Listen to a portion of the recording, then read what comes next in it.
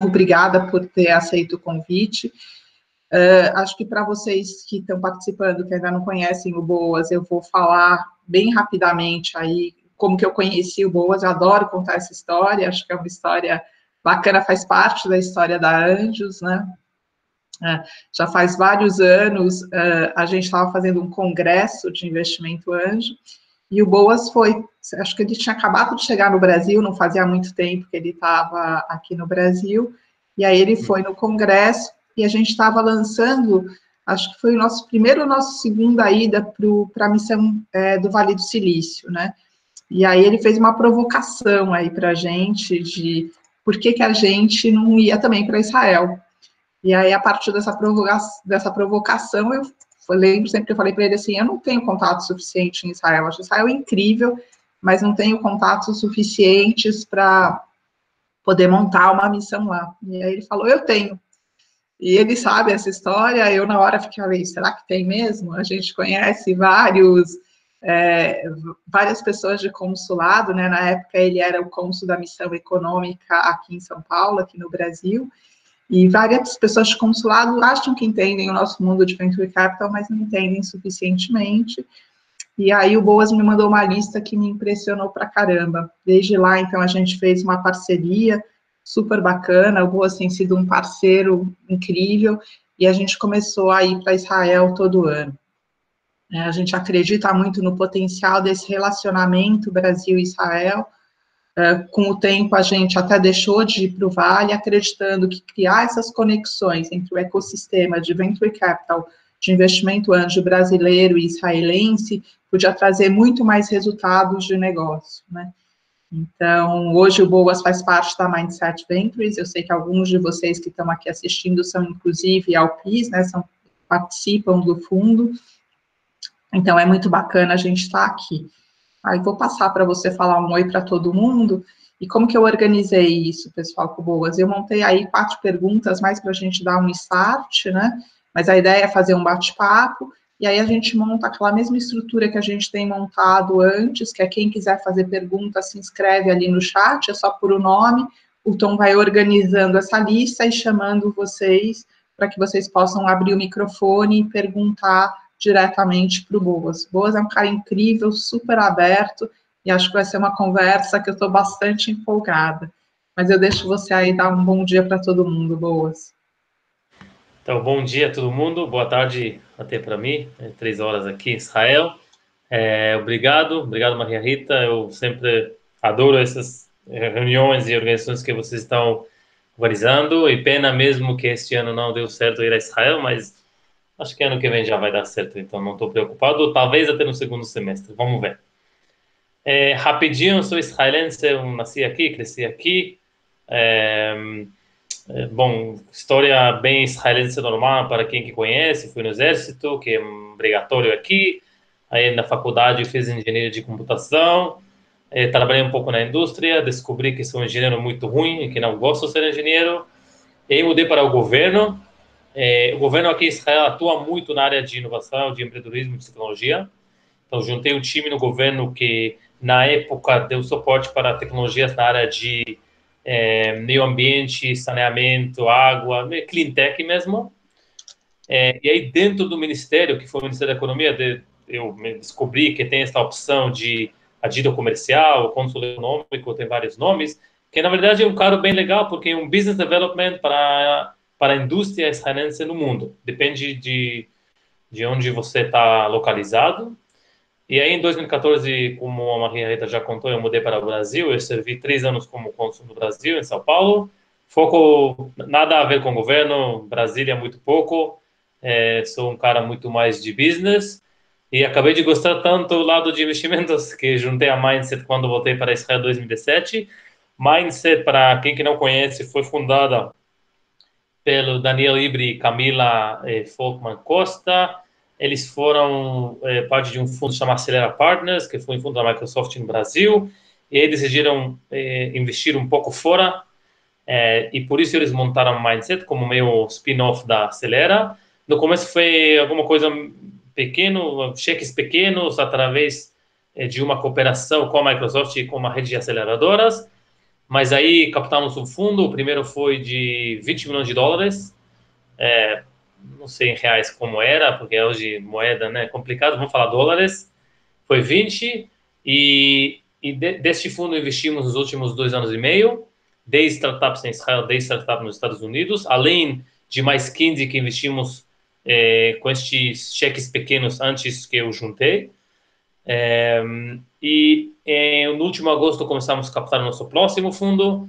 Felizmente, em dezembro fizemos o first closing, o primeiro fechamento de 35 milhões quase. E agora, claro que paramos um pouco a captação, mas acho que daqui a pouco vamos continuar com o objetivo de até o final do ano chegar a 50, que isso é a meta do fundo.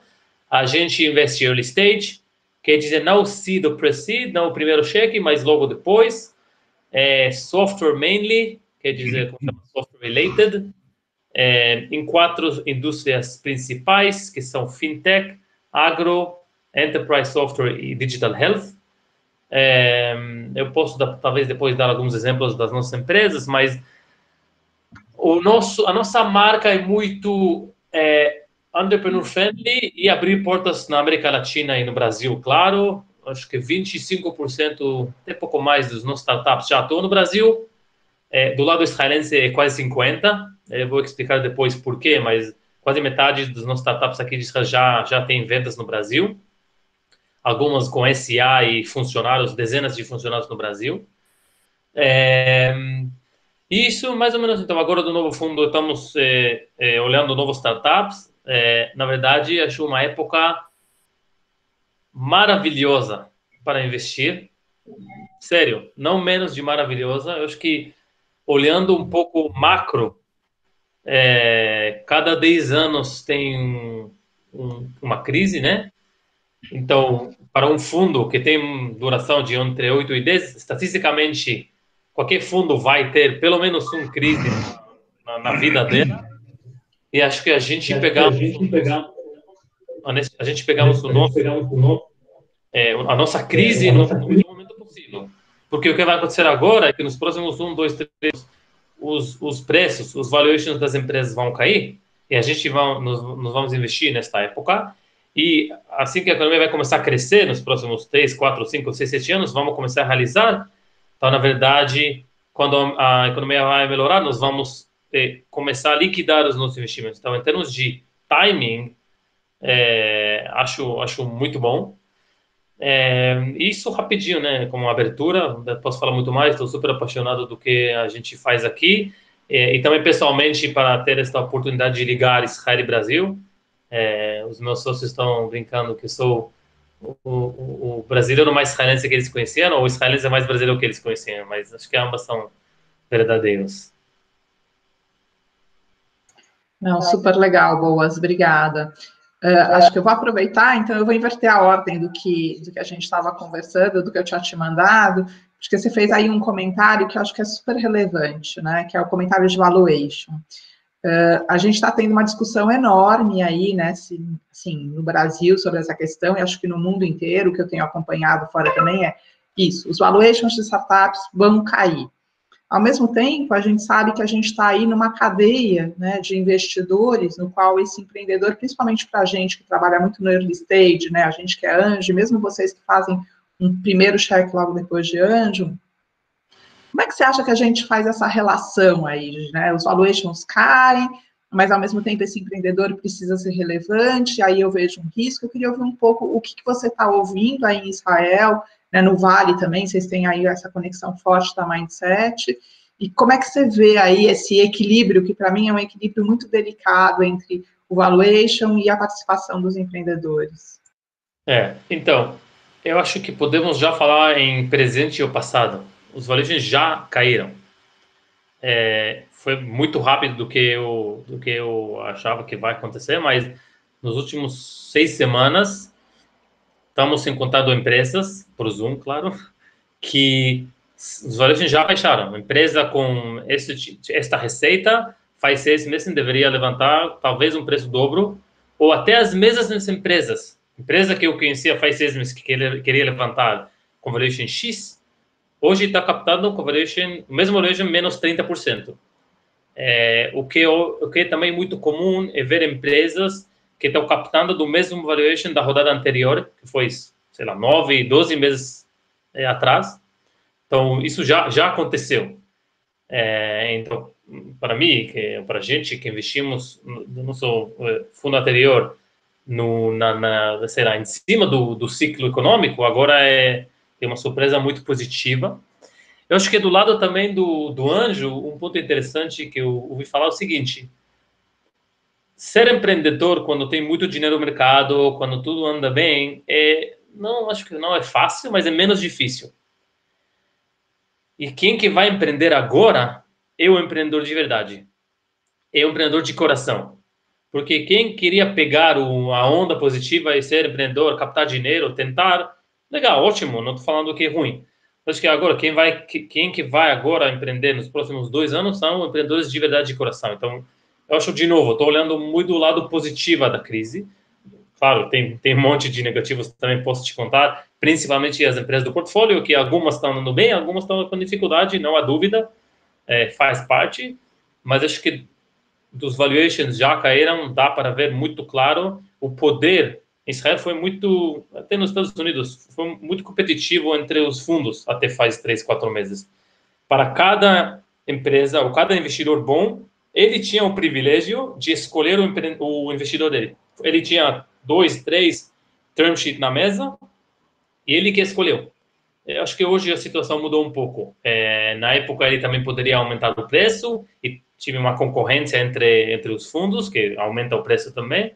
Acho que hoje vai acontecer menos. Então, é um equilíbrio que muda, né? Eu acho que faz parte da economia, né? Também de supply and demand, né? Agora tem mais demanda do que oferta, faz 3 meses foi o contrário, então isso também impacta muito os preços, bem simples economicamente, e, na verdade, o nosso mundo, apesar de ser de muito longo prazo, e que muito falam que é menos, talvez, transparente, ou que é diferente do que outros asset classes de investimento, acho que o mecanismo funciona quase a mesma coisa. Então, tem oferta, tem demanda, depende de quem quer mais, depende de o que tem mais, e hoje, a partir de hoje, nos próximos meses, com certeza, talvez 1 ou 2 anos, vai ser mais mercado de buyers, dos investidores.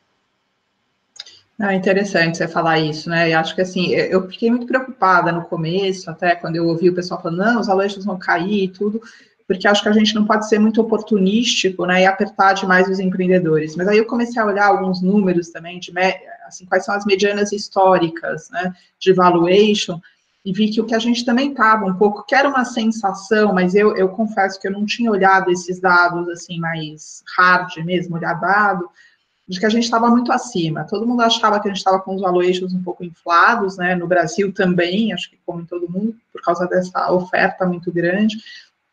E aí, quando eu vi que o que está acontecendo é chegar mais perto do que era uma mediana histórica, acho que eu até fiquei mais tranquila, né, pensando aí na sustentabilidade do longo prazo. Né. Só lembrando, pessoal, eu tenho mais algumas perguntas, mas a minha ideia é que vocês perguntem mais do que eu, né, acho que é mais bacana vocês fazerem esse bate-papo, então é só escrever ali no chat, né, colocar teu nome completo, e aí o Tom vai organizando aí essa fila para vocês poderem perguntar. Mas aí, pegando mais um gancho, Boas, naquilo que você estava me falando, né? Você falou, a gente tem acho que realmente um dos diferenciais, né, da Mindset é essa conexão entre Brasil, né, Israel, e Estados Unidos e Brasil. A gente tem um mercado grande, interessante. O Brasil, apesar do brasileiro às vezes não olhar isso, a gente tem uma característica de gostar de inovação, a gente é muito first adopter. Então, isso tem um potencial grande, né, para muita coisa. E tem várias empresas do teu portfólio que já estão aqui. Mas, ao mesmo tempo, você falou, tem muitas sofrendo muito, e a gente sabe que o Brasil também, sendo um país emergente, deve sofrer economicamente, talvez até mais do que alguns outros países, até mais do que Israel. Como é que você vê aí essa ponte de negócios e de investimentos Brasil-Israel? Você acha que continua? Vai dar uma segurada? Como é que isso vai acontecer? Qual que é a tua visão aí nesse ponto? Tem alguns pontos para positivo e para negativo. Acho que do positivo, de novo, setores na indústria que estão crescendo por causa desta crise vão crescer também no Brasil. Então, sei lá, saúde, gaming, agricultura sempre, né? Pessoas precisam comer, então isso vai continuar. Mais um lado positivo, que isso é muito claro até para a gente, é que entramos agora na época de no bullshit. Porque ninguém tem tempo, tudo é por Zoom. Você quer? Ok. Se não quer, tchau, vamos falar daqui X tempo. Então, isso claramente ajuda para os negócios. E, na verdade, isso foi um ponto de dificuldade entre as culturas, né? Que os israelenses, se vocês conhecem, é muito direito, cara de pau, que é tudo para ontem. E o brasileiro, do ponto de vista de negócio, é o contrário. Então, acho que a crise vai juntar um pouco os dois lados, né? Do lado negativo, como vocês devem saber, né? Real de 5 para o dólar complica, porque a empresa israelense ou qualquer empresa estrangeira vende em dólar, então isso virou muito mais caro no Brasil. Então isso, ponto número um. Ponto número dois, o que os startups estão fazendo agora é focar muito no que é super essencial. Isso tanto do lado de gastos e quanto no lado de onde focar. Então, para as startups, que o Brasil já foi o mercado estratégico, vai ficar. Mas para os startups que o Brasil não foi, e talvez eles fizeram as primeiras tentativas, eles provavelmente vão desistir. Mas, de novo, não é algo específico para o Brasil. É relevante para qualquer mercado, porque se a empresa está vendendo no Reino Unido, por exemplo, e começou a entrar nos Estados Unidos, talvez vai desistir os Estados Unidos agora. Então, eu acho que o que é muito comum com os startups é vamos focar, de novo, no bullshit, no experiment, não vamos testar nada, não temos tempo nem a grana para testar. Vamos focar só o que pode dar lucro, o que já tem product market fit e pode gerar lucro rápido. E tem necessidade, claro. Então, eu acho que a resposta é não sim, não, não. Muito depende.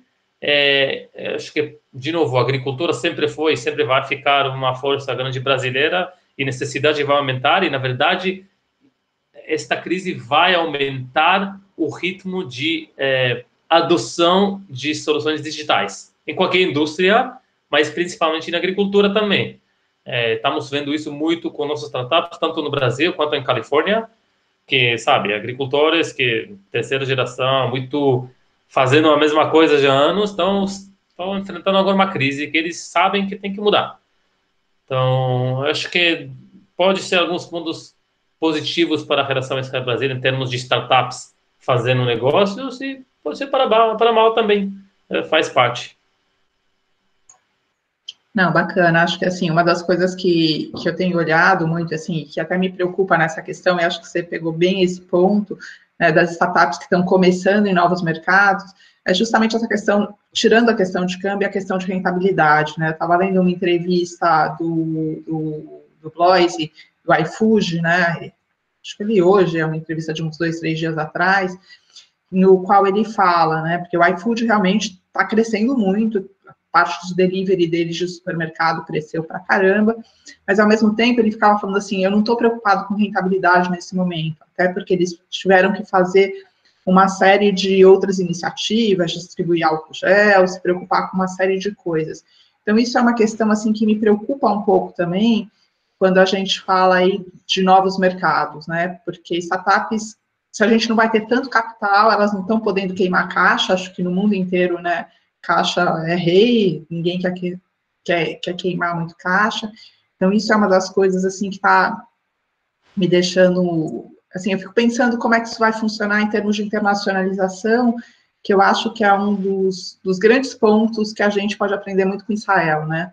Eu sempre falo que uma das coisas que eu mais admiro no ecossistema israelense é essa capacidade de internacionalização, que a gente não tem tanto no Brasil, que a gente sofre um pouco mais com isso, né? E aí, até pensando nessa questão dessas relações internacionais, queria que você me contasse um pouco, assim, acho que a gente está se tornando cada vez mais investidores mais sofisticados, olhando para startups que não são só Brasil, mas que podem chegar no mundo, né? A gente está tendo alguns casos bem legais agora no Brasil, de unicórnios, eu acho que isso vai continuar, e que estão pensando em sair. E eu queria que você contasse um pouco, assim, independentemente dessa crise, o que você considera como uma estratégia de sucesso para investimento em startup? É diferente investir bem no Brasil? É diferente de investir bem em Israel, de investir no Vale? Como é que você vê isso? E lembrando, pessoal, vocês podem se inscrever para fazer perguntas, tá? Tá. Eu acho que na essência não tem tanta diferença, por um lado. Por outro, os detalhes são diferentes, que significa que venture capital, ou pode ser anjo também, é um negócio muito local. A sensação é que VC é um mercado internacional, mas na essência é muito mais local. Por quê? Porque especificamente no early stage, time, pessoa, dinâmica entre os founders são as coisas mais importantes. E para um investidor estrangeiro, seja brasileiro em Israel ou israelense nos Estados Unidos, é muito difícil entender as peculiaridades da cultura e pegar referência do cara. Israel aqui é um lugar pequeno, então eu encontro um cara, sabe, vocês têm uns 6 degrees of separation, então Israel é 1. Se eu não conheço o cara, eu conheço alguém que conhece um cara, com certeza. Então, pegar referência é muito fácil. Quando a gente estamos virando um startup, eu falo com 10 pessoas diferentes que conhecem o cara de várias, vamos falar, épocas da vida dele. Isso você entende sobre a pessoa. E isso é muito difícil para estrangeiro em qualquer lugar fazer. Então, na essência, o que você deve checar, eu acho que são coisas parecidas. Tem um lado tangível, mercado, produto, tecnologia, credências, ou história dos founders, e tem um lado intangível, que é muito mais difícil de medir, mas é muito mais importante. Por exemplo, dinâmica entre os founders. Então, pode ser que os dois têm PhD da MIT ou da Stanford e não sei o quê, trabalhar no Facebook, mas se eles não andam muito bem um com o outro, não vai rolar. Acho que eu li num livro um bom exemplo.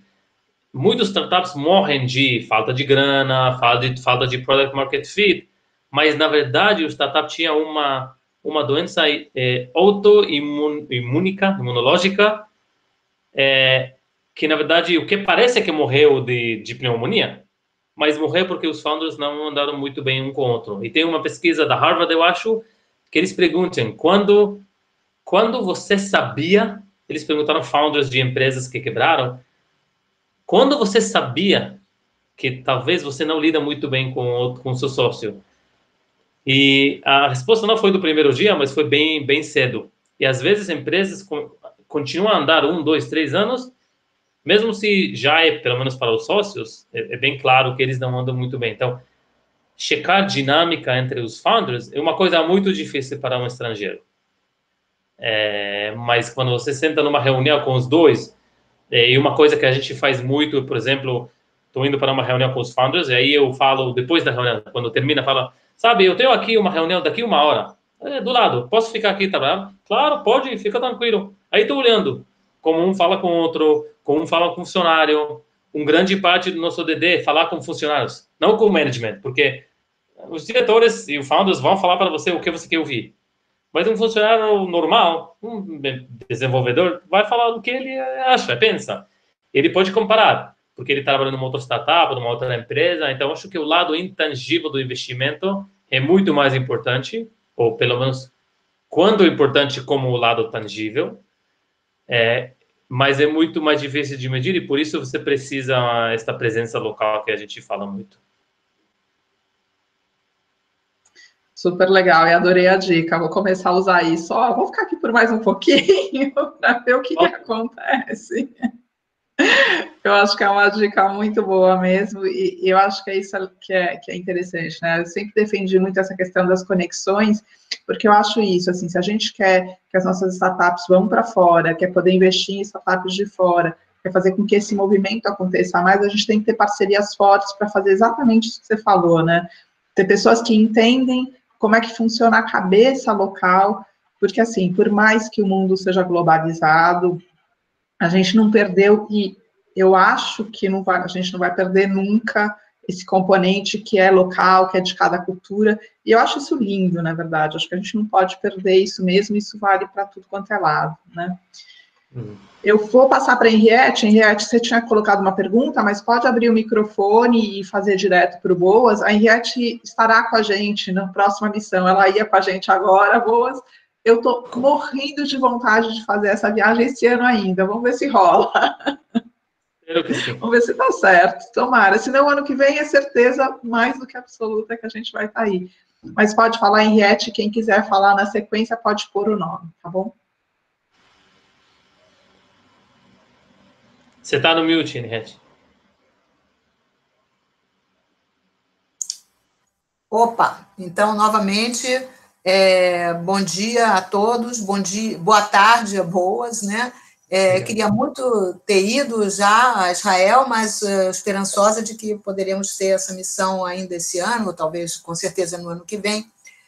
A minha pergunta, Boas, é em relação justamente a essa questão da supervalorização no valuation, né, e nas rodadas de startups.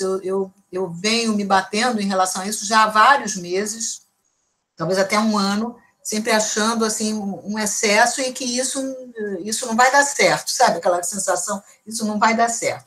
E efetivamente, eu tenho visto algumas startups, uma inclusive que eu investi, em que aconteceu esse fenômeno, e agora eles estão iniciando uma nova rodada e dando continuidade com o valor anterior que já estava super, hiper avaliado. Então, a minha pergunta é a seguinte, quando você diz de 30% de desconto na média, né, como é que isso acontece na prática? Vamos dizer, um valuation de 10 milhões que está um super valuation. Eles passam a praticar 7 milhões, mas e aí como é que ficam os investidores que colocaram a 10 milhões? Ou eles mantêm os 10 milhões e dão um desconto para próximas rodadas? Como é que é isso? Então, tem algumas maneiras. Acho que tem 3 mecanismos principais. Mecanismo número 1, que como você falou, é o mais acho que simples. A empresa captou um valuation de 10 milhões faz 6 meses e está fazendo uma extensão desta rodada. Então, na verdade, na prática, eles estão captando uma nova rodada, mas com os mesmos termos. Então, a diluição e tudo vai ficar com o mesmo valuation. Isso é a parte simples. A parte não simples, na verdade, e o que você falou é um down round. Quer dizer, a empresa captou faz X meses com valuation de 10 e agora está captando com 7. O que isso significa? Que todos os investidores têm uma diluição grande. Isso é mais raro, eu posso falar. Isso é uma coisa que o fundador e o board vai aprovar só se não tem outra opção, e é ou pegar esse dinheiro ou fechar. Mas a comparação que eu fiz é mais a sensação. Vou te dar um exemplo. Aqui, por exemplo, uma série A, rodada de investimento A, tem um milestone não definido, mas números de, você fala, $1 milhão de receita, 15 valuation, 5 o tamanho da rodada. É um número conhecido aqui. Este número aqui é mais baixo. Uma empresa que chegou a 1 milhão pode captar a valuation de 12, de 11, de 13, só porque a situação mudou. Então, os milestones da empresa os mesmos fundadores, mercado ótimo, investidores legais, mas o lead investor vai falar, olha, em momentos normais, ou pre-corona, eu oferecia 15 pre-money valuation, mas hoje eu ofereço 13. Então, isso é mais. Ou outra opção, que em outros setores de saúde, onde os valuations é um pouco menos ligados à receita, pelo menos nos primeiros estágios da empresa, porque demora mais para chegar receita no mundo de saúde, que, de novo, uma empresa, a mesma empresa que eu conhecia faz 6 meses, queria captar 15 milhões em valuation de pre-money de 30, hoje está captando 8 em pre-money de 13. Agora, tecnologicamente, a empresa só avançou nos últimos 6 meses. No business, avançou também, não muito, mas avançou. Então, ele decidiu levantar muito menos porque ele não quer ser diluído tanto. Mas para a gente, como investidores, o deal virou muito mais atrativo. Porque com o meu cheque de 1 milhão, vamos só para os números, pensar que o post-money seria de 20, então com um cheque de $1 milhão, eu tenho 5% da empresa. na rodada que ele queria fazer, eu tinha, sei lá, 1 milhão de... 2,5, ou menos, 2,3. Então, isso que acho que as empresas já estão pedindo muito menos. Ontem falei com uma empresa, já tem 3 milhões de receita, está captando com valuation pre-money de 12. Isso não existia faz 5 ou 6 meses. Então, acho que você pode dividir os startups hoje para 3. Startups que tinham muita sorte e bom timing e captaram uma boa rodada nos últimos 6 meses antes da crise, eles são bem calmos. Vão diminuir um pouco a queima da caixa, vai ter uma extensão do runway de entre 18 e 24 meses. Tem os que captaram vamos falar, entre 6 e 12 meses, que tem caixa, mas não muito.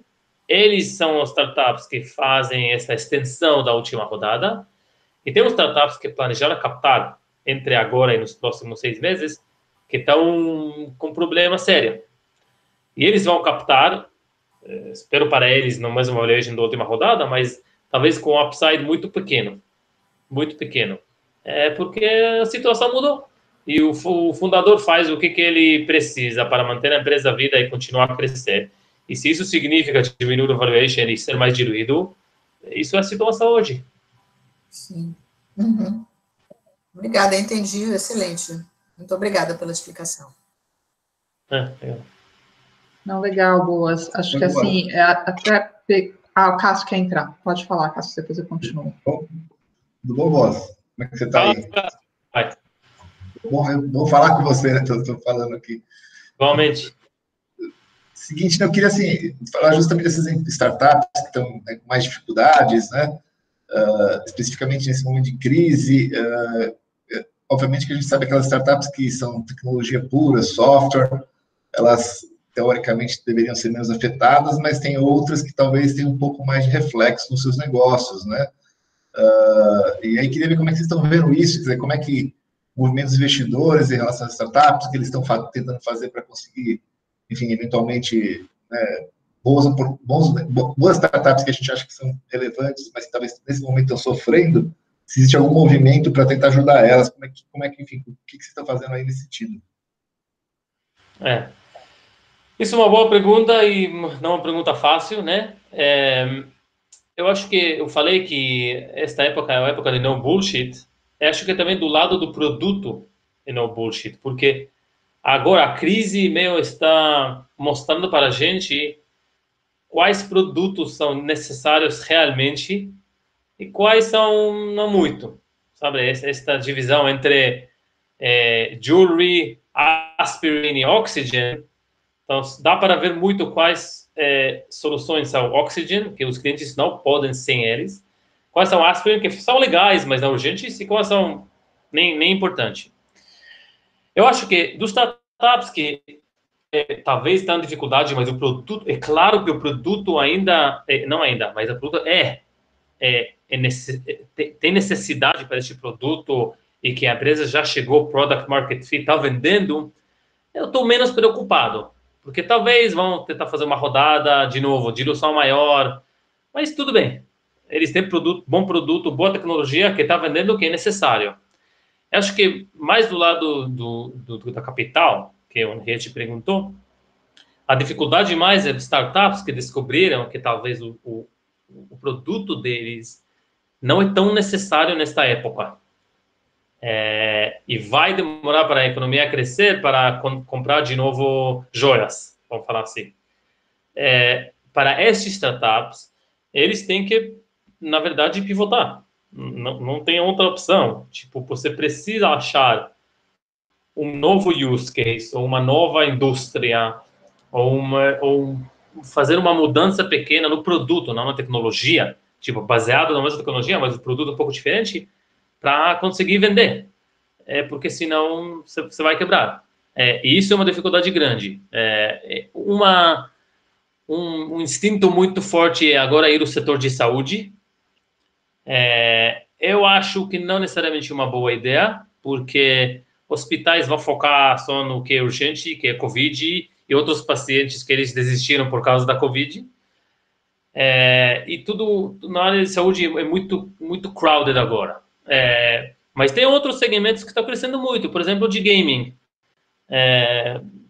O mercado já cresceu bem nos últimos anos antes da crise, mas está crescendo para caramba agora. São empresas de TI que têm necessidades de uma enterprise de TI.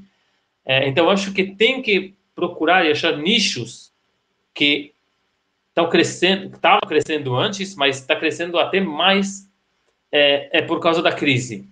E mais um ponto, eu acho que a rapidez das mudanças é o que é importante. Muitas vezes, é muito característica do ser humano, vamos esperar ver o que está acontecendo. Eu acho que para o startup é perigoso. Startup tem que fazer e talvez aí pensar, mas cortar gastos, cortar pessoas se precisa, pensar sobre esse tipo de pivô, tem que fazer já. Pelo menos em Israel, a gente entramos nessa crise vamos falar no final de fevereiro, começo de março, então já quase 2 meses. Porra, startup que não fez, perdeu 2 meses de caixa, que para um startup é muito. Então, acho que também a rapidez é muito importante. Muitas vezes, startup, o fundador tem que fazer e aí pensar, que é até uma característica muito israelense. Às vezes é ruim, mas eu acho que para a crise é bom, porque cada dia custa muito e para o startup que tem pouco tempo, meses para viver, runway para meses, é super importante. E último ponto, que esta crise enfatizou muito a importância e a necessidade da tecnologia em qualquer setor. Então, para a gente fala, todo mundo que está aqui na sala, é bom, porque o setor onde a gente investe vai continuar a crescer até mais. Telemedicina, diagnóstico de longe, de novo, tudo que é online, seja e-commerce, seja gaming, trabalho, qualquer ferramenta para ajudar o pessoal a trabalhar da casa dele. Então, de novo, estou tentando sempre pensar sobre também o lado positivo, e para a gente, como investidor no setor de tecnologia, é legal, porque a adoção vai só aumentar. Perfeito. Deixa eu fazer outra pergunta, vai. Esse foi um negócio que é uma discussão que eu tenho recorrente, e até hoje nunca consegui uma resposta para mim que fosse ser assim mais claro. Não sei se você consegue me ajudar nessa questão, tá? Você falou, startup que já tem product market fit, né?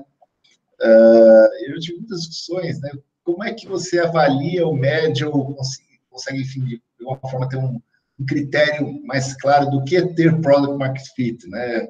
Eu já vi muitos casos, pessoal, product market fit é quando você tem já um volume de compras recorrentes, tal, mas qual o valor, né? Qual que é o índice? Eu sei que é difícil, às vezes não dá para medir, porque cada caso é um caso, mas não sei, eu queria, se pudesse compartilhar um pouquinho essa experiência de vocês. Como é que vocês avaliam isso? Quando vocês falam, essa aqui eu acho que já tem product market fit, essa eu acho que não tem. Como é que vocês conseguem fazer essa avaliação enfim... Eu acho que é uma coisa que, primeiro, você tem razão, é uma coisa que muitas vezes você sabe só com retrospectiva. É muito difícil saber, no momento, cheguei. É só quando você está olhando para trás, falando, 12 meses atrás foi um momento. Normalmente não é um momento exato no tempo, é uma época. Mas acho que para a gente tem dois. O primeiro é que a empresa consegue vender o produto sem fazer quase nenhuma adaptação ou adicionamento de features, qualquer coisa para o cliente. Se o produto chegou num nível de maduração onde você pode vender ele, e tem pessoas, não pode vender, tem cliente que compra, que paga dinheiro para o produto como que você não precisa fazer mais nada. Acho que isso é um.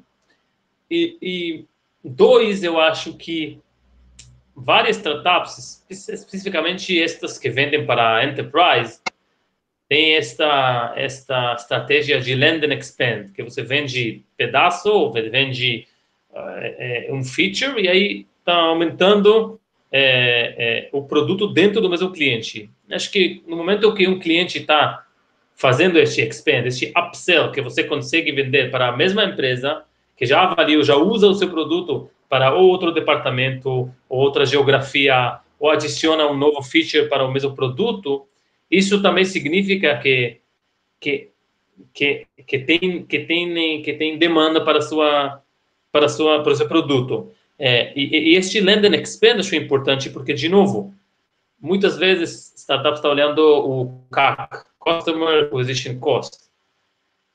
E, na verdade, este land and expand, este upsell, é o Customer Acquisition mais barato. Porque, na verdade, você já tem um cliente, você já fala com ele. Então, a venda você já está dentro da procurement da empresa, já passou lado jurídico, então, tudo é muito fácil. Então, acho que mais um ponto ligado a isso é quando você está começando a ver que o Customer Acquisition Cost está baixando muito. Agora, para quanto é difícil saber, porque depende da indústria, do produto e tal, mas acho que no começo o Customer Acquisition Cost está aumentando, claro, e começando a cair. Mas no momento que ele começa a cair, vou falar exponencialmente, aí é um bom sinal que a empresa chegou ao Product Market Fit. Legal. Obrigado, Boas. Marita, você quer falar? Não, super bacana. Eu só quero deixar aberto, se alguém tiver mais alguma pergunta, pode fazer, senão eu tenho... o Paulo Mariotto. Pode ir, Paulo.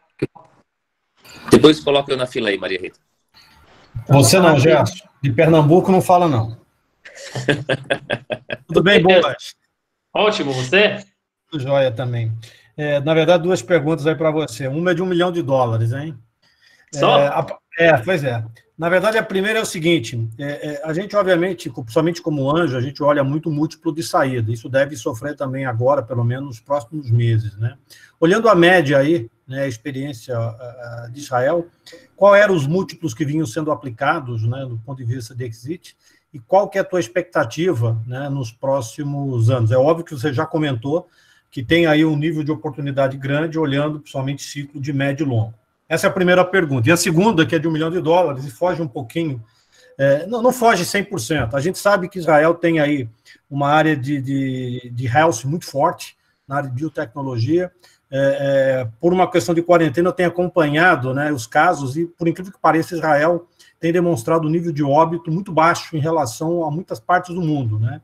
E eu queria saber se isso tem, qual é se tem uma explicação para isso, e principalmente, ou seja, das startups de health, que inclusive vocês estão envolvidos aí, se a gente tem alguma expectativa de alguma notícia bem positiva vindo de Israel aí nos próximos meses. Então, sobre a primeira pergunta, sobre as saídas. Como te falei, que para fundos que estão começando a investir agora é um momento muito legal, então para fundos que precisam começar a realizar e liquidar os investimentos é um momento problemático, porque o mercado de IPO vai secar nos próximos meses, com certeza, talvez pouco mais, e o mercado de M&A acho que não vai parar, mas vai diminuir um pouco. Por quê? Porque como qualquer ser humano no mundo, quando tem incerteza, ninguém quer fazer nada. E, na verdade, nesse ponto, incerteza é até pior do que uma certeza ruim. Quer dizer, se vai ter agora uma certeza ruim, por exemplo, ninguém vai voar para outro país nos próximos 2 anos, ninguém vai comprar no supermercado, ou qualquer esse tipo, é uma certeza ruim, mas pelo menos como investidor, ou como comprador, eu tenho uma certeza, eu sei como planejar e como pensar o que eu devo fazer. Acho que agora estamos quase no pico, talvez em Israel um pouco passamos, mas Estados Unidos ainda é no pico da incerteza. E quando tem incerteza, o ser humano está fechando. Então, acho que o mercado de exit seria complicado. E em termos de múltiplos, de novo, se os valuations vão cair, os exits vão cair também. Por quê? Porque eu, como investidor, eu estou feliz, vamos falar com X vezes o investimento. Só para o exemplo. No momento que eu cheguei para esses X vezes, se vai chegar uma oferta para comprar os startups que eu investi, eu vou ser a favor a vender. Então, se eu investi quando o valuation foi 200, foi 20, e a empresa chegou a 200, eu quero vender. Mas se 3 meses atrás, quando eu investi, porque foi pré-crise, o valuation foi 40, eu não vou ficar feliz com 200 milhões. Então, acho que depende muito de quando você entrou e o que vai deixar você feliz. Eu acho que como anjo você tem mais esta flexibilidade, porque você conhece alguns LPs que eu assinei, que eu tenho que devolver o dinheiro até momento X. Então vai chegar um momento que eu vou precisar vender, mesmo se não é o melhor momento para vender a empresa. Claro que tem mecanismos que se pode estender e tal, mas só em teoria. Para o anjo é mais flexível, porque você não necessariamente precisa a grana agora, e talvez esperar mais um ano vai fazer uma grande diferença, não um pouco, pequena diferença. Então, acho que em termos de múltiplo de exit, vai ter efeito, tanto no número de exits no curto prazo, quanto no tamanho do cheque no médio prazo. No longo, difícil saber. Sobre a sua segunda pergunta, eu vou dividir a resposta para dois. Primeira coisa, o sistema de saúde aqui é pública, tudo é público aqui, educação. Então, o controle é muito melhor. O Ministério da Saúde sabe em qualquer momento quantos doentes tem, quantos doentes graves tem, quantos doentes que estão conectados para máquinas de respiração tem. As máquinas de respiração é o número mais importante, porque no momento que você supera isso, significa que o tratamento é pior e tem mais chance de pessoas perder. Então, o ponto nos últimos 2 meses foi como mantemos o número de doentes graves que precisam conectar para a máquina de respiração baixa do número de máquinas que temos. Em paralelo, e de novo, por ser um país pequeno, com tudo meio público, todas as forças do governo, também Mossad, também órgãos que no dia a dia são órgãos de segurança, foram focados em ajudar neste problema. Então, foram engenheiros do Mossad pegando máquinas de respiração velhas e refazê-las para ser relevante para hospitais. Tem outros engenheiros do Exército que pegaram máquinas de respiração manual e converteram ela para máquina automática. Outros, mais do Mossad, né, foi em contato com outros países para comprar, porque todo mundo queria comprar, ou quer comprar ainda. Só que quem consegue comprar é quem que consegue comprar. Então, foi muito legal ver que o sistema, como todo, foi focado nisso. Isso foi o ponto não mais importante. A única missão nesses últimos 2 meses. Então, acho que por isso, a gente até tem um aplicativo, deixa eu mostrar. Em uma semana, acho que foi a primeira semana de março, o Mossad já saiu com um aplicativo que todo mundo baixou, e você pode ver se você passou perto de uma pessoa que foi infectada e provado que fez o teste e saiu positivo. E se você você tem que ficar em casa 40 dias com quarentena. Antes que a quarentena começou. Então, o controle é muito mais fácil, tanto porque tudo é público, quanto porque é um país pequeno. Então, isso é a sua primeira pergunta. Sobre a segunda, é muito legal ver que, de novo, todo este esforço, agora estou falando tecnológico, foi focado nisso. Então, um monte de empresas de startup na área de saúde começaram a focar como dá para fazer produtos para o mercado de Covid, né? Aqui, de novo, saúde pública, então, os HMOs, sistemas de saúde aqui, tem uma ligação muito forte com startups. Eles são muito abertos à inovação e já começaram a testar um monte de coisas, tanto medicamento, quanto vacina e tratamento. E por último, só para dar um exemplo, nós temos uma empresa no portfólio que se chama Dia. A Dia faz uma análise de ultrassom, qualquer imagem de ultrassom, através de inteligência artificial. Acho que você já foi lá com a gente. Então, a empresa tem produto para ultrassom cardio, ultrassom de urologia, e nas últimas semanas estão desenvolvendo uma ultrassom das pulmões. Porque hoje qualquer paciente faz uma tomografia. A tomografia custa muito, demora muito, e o paciente passa em vários lugares do hospital, onde ele pode passar o vírus. E se ele faz o ultrassom, se chama handheld, no point of care, é muito rápido diagnosticar. E o que, na verdade, foi muito legal, e até estou chamando vocês, se vocês querem ajudar também, a empresa está procurando hospitais ou centros de saúde que poderiam dar para eles a data. Eles precisam muitas imagens de ultrassom das pulmões, seja com Covid ou não, para treinar o sistema. Então, a gente conectamos a empresa já com 3 hospitais no Brasil, para criar esta cooperação, onde o hospital poderia usar o sistema da DIA e a DIA poderia usar as datas da ultrassom das pulmões que o hospital tem. Então, isso é muito legal. E hackathon de Covid já temos aqui desde a última semana de fevereiro. Então, de novo, foi muito legal ver que tudo que é ligado a este mundo foi focado só nisso nos últimos 2 meses. Obrigado, Boas. Super bacana. Todo mundo sabe que eu nem comento muito de política, né? Acho que não é o nosso papel, mas é mais louco ainda ver toda essa cooperação em Israel quando não tinha nenhum governo bem formado. Tinha aí toda uma questão, né? Mas muito bacana. Mas agora eu passo para o Gerson. Vai lá, Gerson. E aí acho que é a nossa última pergunta, que a gente já está chegando perto do final. Oi, Boas, tudo bom? Cara, eu queria voltar naquele ponto lá dos seleção do empreendedor que você comentou. Eu também sou uma pessoa que eu costumo tomar muito café com os empreendedores para poder sentir os caras, né? E eu já deixei de investir numa empresa porque o cara tratou mal o garçom na hora que estava tomando café comigo. Então, assim, eu concordo plenamente com essa visão aí. O problema é como é que a gente toma café no momento desse, cara. Como é que você está fazendo aí? Eu sei que Israel, tive aí o ano passado, né? Israel é muito parecido nesse aspecto, vai ter muita coisa na rua, tem muita coisa de fora, essa vida de fora aí. Como é que você está substituindo aí por uma videoconferência e por o 2º grau de separação? Então, acho que tem 2 pontos aqui. Um ponto super importante. Ponto número 1 que eu já falei sobre esta referência.